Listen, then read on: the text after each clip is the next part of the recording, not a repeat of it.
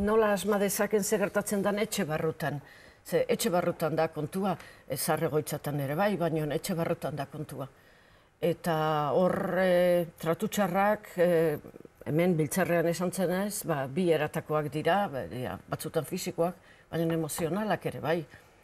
Eta babesik gabe dagoen jende hori babestu egin behar da, eta gizartea jakin behar du hor arazo bat dagoela. Eta hor lehen arretako medikuak, eta denbora, jendearekin egoteko denbora, eta gauza asko dira, gaur egun hain azkar pasatzen garen mediku aurre horretatik. Puntu horiek 10 puntu dira uste dut guztira, 8 izan da ere horrek ez du esan nahi personarrek tratu txarrak jasaten ditunik, baina esan nahi du arriskuan dagola. Eta gizarteak hartu behar du horren defensa, zarroiek babesgabea daude, eta gainera aurrekin edo emakumeekin pentsa daiteke gerora gauzak hobetu egingo dirala, baina kasu hauetan ezin dute hobera egin, beti txarrera egingo dute. Eta hori gizartea jakin behar du benetako arazo bat dela. 5% gutxi gora bera pentsatzen da dela zaharren artean tratu txarra jasaten dutenak. Hori zahar asko gera eta jende asko da. 5% jende asko da. Eta gehiago izango da. Eta gehiago izango da, asmo horrekin bintzat. Maialen, zuk Leitzan 15 autobidean izandako hilketa horri erreparatu nahi diozu, batipat herritarrek armak izateak dakartzan arriskuei buruzko goeta egiteko? Bai, izan ere, jende asko uste du oso zaila dela arma horietako bat izatea, baina egia da ez dela horren zaila. Izan ere, polizia agenteek eta militarrek beren lan orduetan erabiltzeaz gainera aukera dute eskatzeko arlo pribatuan ere arma bat izatea. Eta, edozein ehiztarik ere eskadezake eskopeta bat etxean edukitzea, eta egia da garraioarako ere zenbait neurri hartu behar dituztela, baina ez dela hain zaila arma bat eskuratzea, eta hain zuzen merkatu beltzean edozein hiritania Espainian adibidez eskura daiteke halako armaren bat, eta zenbait neurri ere biltzen dituzte, baina egia da ez dagoela oso legeztatua edo ez dagoela oso finkatuta nork erabildezaken eta nork ez, eta horri buruz ere nik uste dut hausnarketa egin beharko litzatekeela gertatutakoa berriz eman ez dadin. Izan ere, edonola eramatea arma bat eta norberak edozein tokitan ateratzeko aukera eta erabiltzeko aukera izatea, hori ere nolabait hausnartu beharko litzateke hemen. Ze estatu batuetan egia da gehiago ematen direla halako kasuak, baina ona ere halako egoerak etorrez daitezen lan egin beharko litzatekeela. Estatu batuen aipatu duzu, eta nik ez dakit edo orain bolan daudelako edo, baina sarri-sarri astero etortzen zaizkigu hango irudiak poliziaren bat edo neurri gabeko violentzia erabiltzen edo armak ateratan. Ohikoa izan da, hemen baina gehiagoan, baina egia da, azken bolara honetan, kasu bat dala edo bestea dala oso sarri izaten dugula hango berri, eta batez ere, polizien kasua, poliziak armak eskura izaten dituzte, eta gero ongi edo gaizki erabiltzen dituzten polizi lanetan ari direnean, hor alor bat daukagu, baina bestea da, arlo pribatua da, eta horrek badauka aparteko garrantzia eta aparteko arriskua eta aparteko beste zenbait kontu. Arantxa eta Maialen eskerrik asko bioi hemen izuelatik etorri laizter eta gustora egongo gera. Gaur ekainak 8 da, gaur urtebete egin zuen gure esku dago ekimenak Durango eta Iruña batu zituen gizakatea sekulako arrakastatzat jo zuten, eta orain ere ari dira hilaren 21 pentsatzen eta prestatzen, eta hori dela eta egunotan ezagutu dugu hilaren 21 ekimen horretarako abian jarri duten promoziorako edo bideoklipa.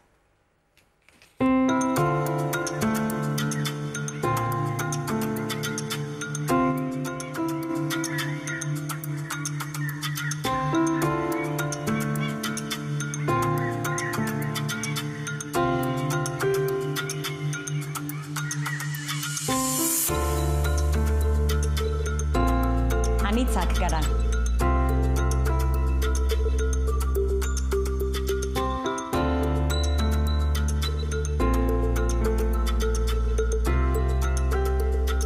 Norbere ametsak ditugu.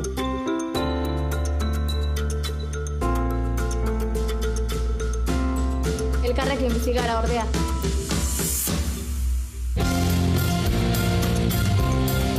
eta elkarrekin behar dugu etorkizuna erabaki.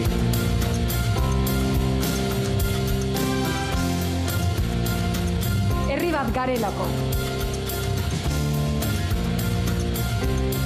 Herritarron garaia delako.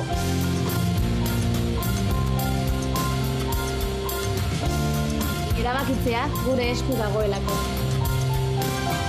Erabakitzea gure esku dagoelako. Erabakitzea gure esku dagoelako.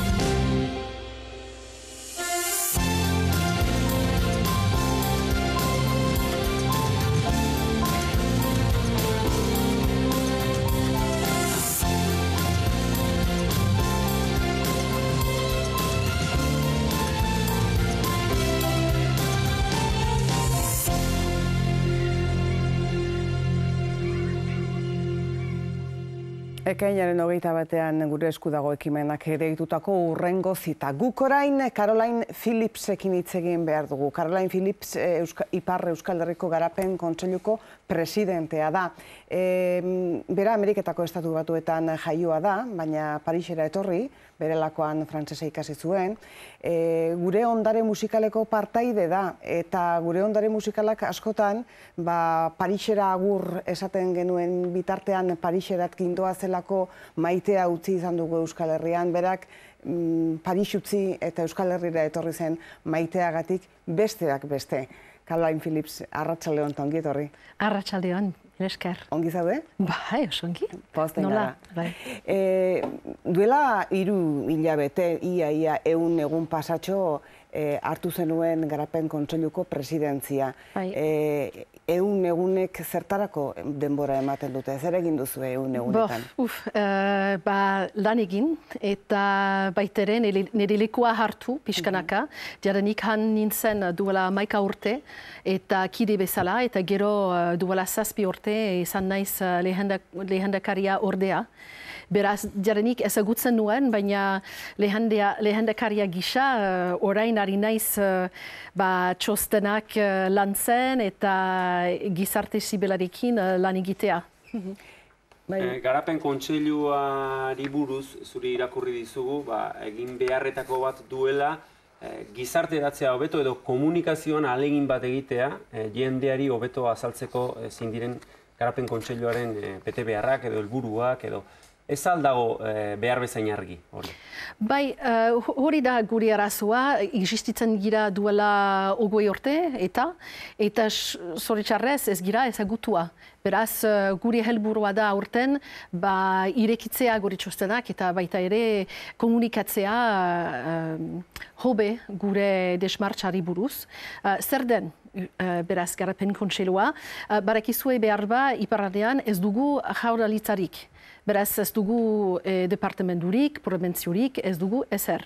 Beraz, duela 20 urte iraiki dugu bi elkarte hautetxean alde eta gizarte zibilen alde eta elgarrekin beraz negoziatzen dugu guk gure aldetik gizarte zibilak asmatzen ditu proiektuak, konzeptuak, ideak, eta gero emaiten diegu hautetxeei planteatzeko eta aurreratzeko eta finantzatzeko. Eta beraz, orain ari gara aurten gure espero dugu azken kontraktua estatuekin negoziatzea baduguelako proiektu bat gure gobernantza planteatzeko iparraldean. Oraintxe sartuko gara aipatu dituzun gai horietan, asko aipatu dituzuta, baina oso era sinplean zuk esan da Garapen Kontseilua da antolatuta dagoen gizarte zibil guztia?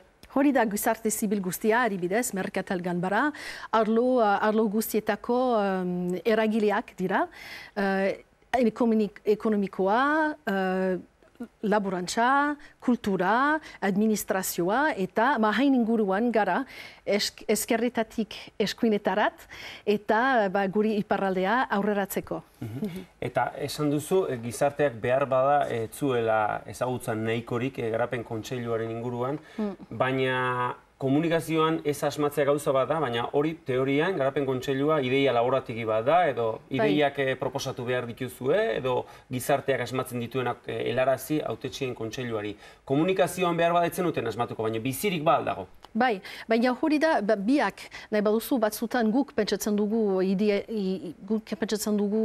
ide bat interesgarria baldin baden, adibidez kultura ez dugu lantzen 20 urtetan.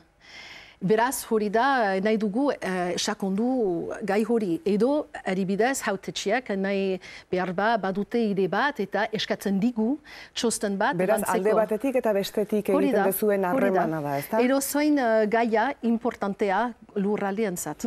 Badira gaiak adibidez hautetxeen kontseiluak ez zuen iritzia eskatu arren zuek sarbidean nahi izaten dezuenak gai horietan gizartearentzat garrantzitsuak direlako eta eskatzen diozue hautetxeen kontseiluari usteko zuen iritzia ematen, honelakoak ere badira, edo beti da bi aldetakoa? Nahi baduzu, suertea dugu, zeren eta hautetxeak dira baitere gure garapen kontseiluan, beraz, diarenik elgarrikin gara iritziak asmatzen dugunean, eta hola barekite iritziak edo txostenak ateratuko dugula, eta diarenik ari dira pentsatzen nola finantzatzeko. Esan duzu lehenago ere urte haunitz daramatzazula garapen kontseiluan, baina orain presidentzia hartu duzu. Eman aldizue hastia finkatzeko erronkak epe laburrean urte honetarako edo urrengorako zein diren? Diarenik, txosten importantena da gure gobernantza. Hori da, gure etorkizuna duela berriun urte ari gara iparraldean eskatzen gure departamentua edo provintzia, eta orain Frantziako estatuak nahi digu eman. Beraz, hori da lehena oso importantea. Bigarrena kultura, esan dut bezala, eta gero ondare naturala txosten bat ari gara baita ere lantzen. Hori da, prefetak duela ia urtebete edo proposatu zuen irui elkargoaren ingurukoa, ezta? Hautetxeen kontseiluak gai horren inguruan zer esango zai zaudete zuek ere, eta zuek ere esango duzue. Zer nola ikusten duzue irui elkargoa? Jarenik hautetxeak behar dute beraz hautatu struktura nahi dutena, eta guk gure aldetik ere emanen dugu guri iritzia hortan gobernantza proiektuari buruz. Eta gero, elgarrikin, komunikazioa eta desmartxa irakasteko ere jendeari zer den proiektua, eta gero espero dugu bozka datorren urtean. Hautetxeen kontseiluak abiatutako ikerketa horren berri laizter jakingo dugu, baina zuk esaten duzu moduagatik, Frantziko gobernuak eman nahi digu, a priorizko jarrera ona edo erakutsi diguzu? Zerbait...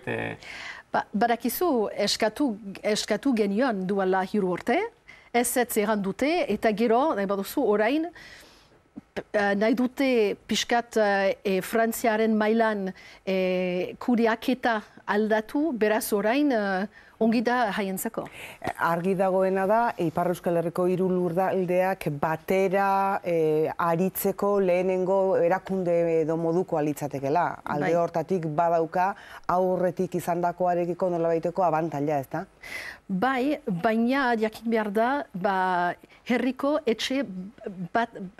etxetan behar dute bozkatu. Beraz, batera importantea da, baina baita ere, herriko etxeetan behar dugu komunikatu eta eksplikatu proiektua, zeren eta haiek bozkatuko dutela. Hitz egingo dugu kulturaz eta gainerako gai garrantzitsu horietaz, baina badirudi aspaldiko partez gauza mugitzen ari direla eta lurralde berrantolaketa handi bat etor daiteke 2017an eta pixka bat testuingurua aldakorra da.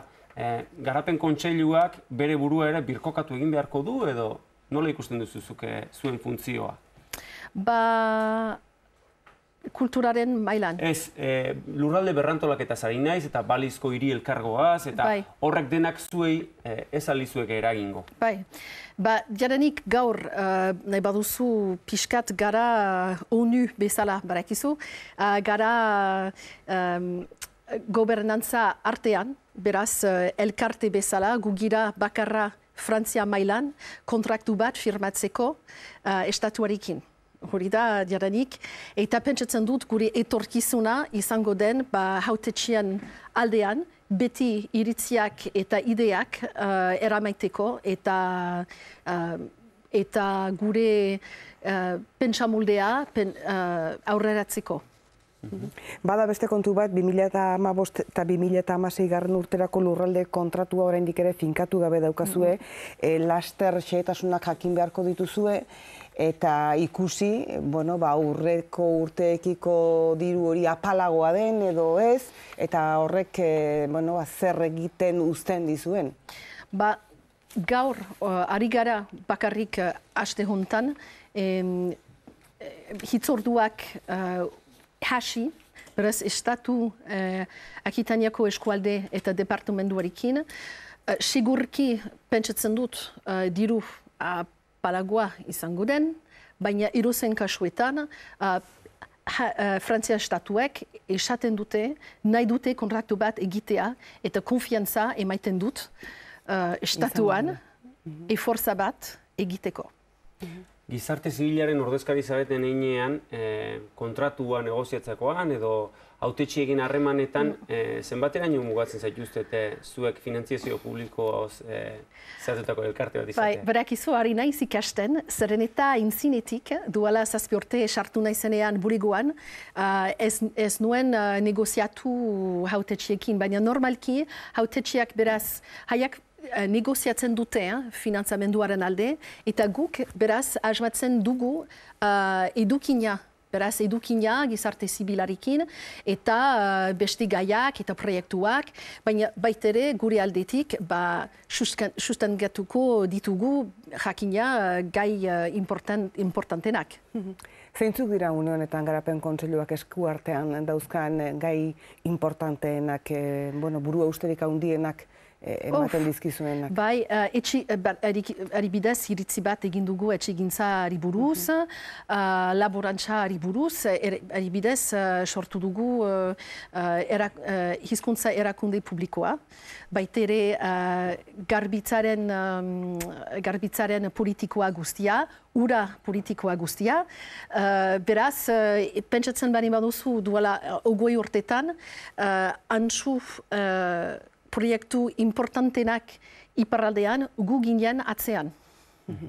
Mugaz gaindikoa ere bada, zuen oinarrietan edo dagoen elementu bat. Ez dakit horri dagokionean, Hego Euskal Herriarekin harremanei dagokienean, ze ibilbide egin duen Garapen Kontseiluak edo nora nahi zenuketen joan? Gure arazoa beti izan da iparraldean, departamenturik edo provinziorik gabe, biziki zaila da kontraktua egitea hemen hegoaldearekin. Beraz, beti berakizu igotzen da, eta gero itzultzen da, eta espero dugu guri gobernantzarekin, elgarrekin proiektuak, hainbeste proiektuak elgarrekin lan egitea, eta baitere, niretzako, bistan dena, kulturari buruz gaia badugu gauza asko egiteko elgarrekin. Azpimarratu egin duzu orain baino lehen kultura, beste inoiz hizketan aritu garen bitartean, zer azpimarratuko zenduke hain zabala den arlo horren barruan, bai Ipar eta Hego Euskal Herriaren artean elkarrekin egiteko eta baita zuen lehentasunen artean? Barkatu. Zer azpimarratuko zenduken kultur mailan egitekoa eta... Adibidez, 20 urtetan badugu Euskal Kultur erakundean, barakizu ikerketak baina nahi dugu baitere ikusi zer den kultura mailan ez bakarrik euskaraz, baina baitere beste hizkuntzetan, Oksitanian, frantsesez ere, eta euskal kulturari buruz, baina beste hizkuntzetan. Hori da importantena. Eta ez dugu egiazko ikerketa bat jakiteko nork eta zer egiten den lurraldean. Erakundetzeko moduak aldatzen edo airean daude, badirudi forma hartuko dutela urte gutxian, eta zuk badaramatzazu dagoeneko urte batzuk lanean, non ikusten duzu Ipar Euskal Herria hemenikan 3-4 urtera, erakundetzeari eta zuen papelari dagokionez, baikorra altzara? Nik ikusten dut iparraldea 5 urtetan guri gobernantza arekin, pudere guztiak ditugun, gure euskal bizimodua mantentzeko eta aurreratzeko, zeren eta adibidez iparraldean gure bizimodua oso importantea da. Eta hori mantendu behar dugu gure kultura eta gure hizkuntzarekin. Eta uste duzu, 5 urteren buruan edo, urratsa handia emango dela zentzu horretan? Hori da nire nahia, ez bakarrik nire nahia, baina baitere beste euskaldunen nahia ere, iparraldean. Caroline, esan dugu aseran, zure bizitzak salto handiak eman ditula. Amerikako Estatu Batuetan jaio, Parisera etorri, ondoren Euskal Herrira, kantuan aritzen zarela, pentsatzen dut hortik ere, eta ondare hortatik ere asko edaten duzula, kulturari garrantzia emateko, enpresa bat duzula, enpresa horretan komunikazioak kudeatzen dituzula hain zuzen ere, Nazio Batuen kontuak ere bai, ONUren kontuak ere bai, ikaragarria, Bai, gero lo egiten dut, Bai, eta sorkuntzari denbora emateko modu egite alduzu. Ateratzea duzu hastia. Bai, musika egiten dut, eta, bai, denbora hartzen dut niretzako, zain beste, baina yoga pixkat egiteko. Agian nahi baino gutxiago, baina apur bat bai. Bai, eta musika egiteko bestan dena. Caroline, asko pozten gara Azpimarrera etorri izanaz. Denbora gutxian pentsatzen dut berriz ere izango dugula zuen inguruko albisterik eta izango dela zer kontatu etorri nahi duzuenean eta hariko gara zuen urratsez eta zuen proiektu ez hizketan. Eskerrik asko gaur gurekin izateagatik eta beste bat arte. Eskerrik asko zuri, esker. Orain apur bat salto egin behar dugu beste kontu batzuetara, eta kirolari egin behar diogu tokia. Eta kirolari tokia egiteko lehenik eta behin irudi hauek ikustea nahi dut.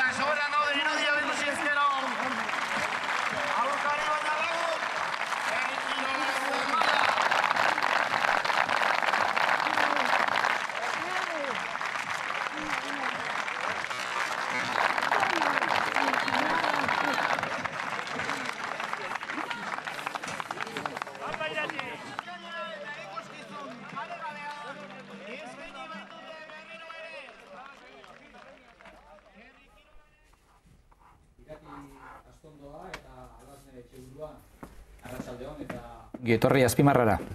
Arratsaldeon. Lehen da bizi komentatu nahi nuke irudi horiek, ezta?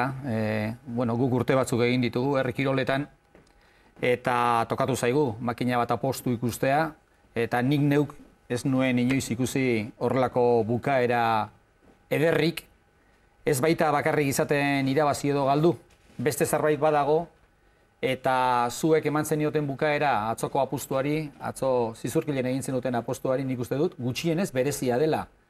Zer gertatzen da? Emakumeek bere sentimentu horiek adierazteko beste era bat duzue, edo zer gertatu zen momentu horretan, azkenengo momentu horretan? Ez dakit, azteko adiskidetasuna nik uste danan gainetik daola, eta orduan, guk apostua bukatu bezain pronto nik uste betire agur bat inbertzaiola aldu ondokoai o lagunai edo Belardi barrun biok nahi